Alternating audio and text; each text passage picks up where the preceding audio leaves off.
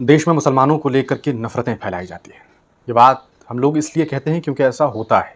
किसी न किसी तरीके से कुछ बड़े चेहरा हैं जो इस तरह का मैसेज समाज में देने का काम करते हैं, जिससे सीधे तौर पर समाज में सिर्फ़ और सिर्फ़ नफ़रत ही फैलता है।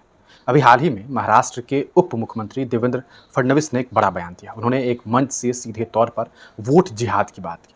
अब सोच करके देखिए, जिहाद और वोट, क्या इसका कोई मतलब बनता है?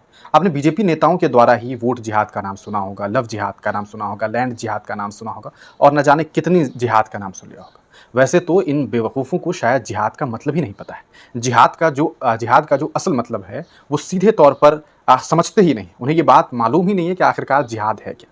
ये जिहाद को जो समझ रहे हैं, असल में वो तो जिहाद है ही नहीं और उसे कहा सकता है कि उससे बड़ा जाहिल कोई हो ही नहीं सकता है, जो जिहाद को ये समझ रहा है कि ये कोई गलत काम है।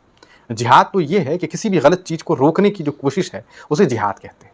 सीधे तौर पर आप इस बात को यूँ समझिए कि अगर आपके अंदर बहुत गुस्सा आ रहा है, आपको बहुत गुस्सा आ रहा है, बहुत ज़्यादा गुस्से में हैं, बहुत एग्रेशन है आप में किसी गलत चीज़ को लेकर के और आप उस गुस्से को कंट्रोल कर रहे हैं, तो ये भी एक जिहाद है।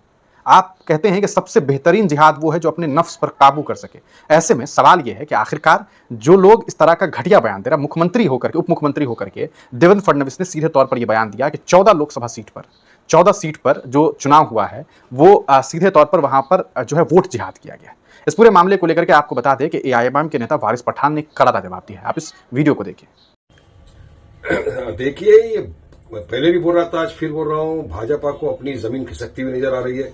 उनको पता चल गया है कि महायुति की जो सरकार है महाराष्ट्र में टोटल फेल हो चुकी है, डेवलपमेंट विकास सबके नाम पे। तो बस इसी तरह की बात करने पे आ गए, पोलराइज करने की कोशिश की जा रही है।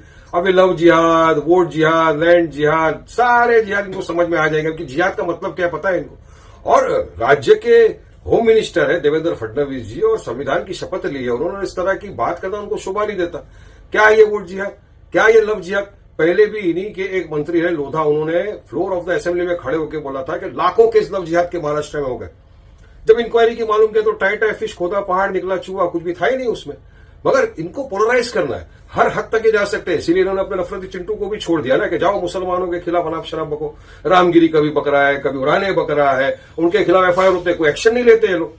तो साफ जाहिर होता है कि भाजपा की सरकार राज्य के अंदर सांप्रदायिक तनाव फैलाने की कोशिश कर रही है और चुनाव के पहले वो महाराष्ट्र राज्य में पोलराइज कर रही है, हिंदू मुसलमान करने की कोशिश कर रही है। और अब आगे सब आ जाएगा। अब आगे गाय, गंगा, दंगा, मंदिर, मस्जिद, पाकिस्तान, मंगलसूत्र, घुसपैठिए, सारी चीजें ये लेके आ जाएंगी, क्योंकि लोग सवाल कर रहे हैं विकास के नाम पे।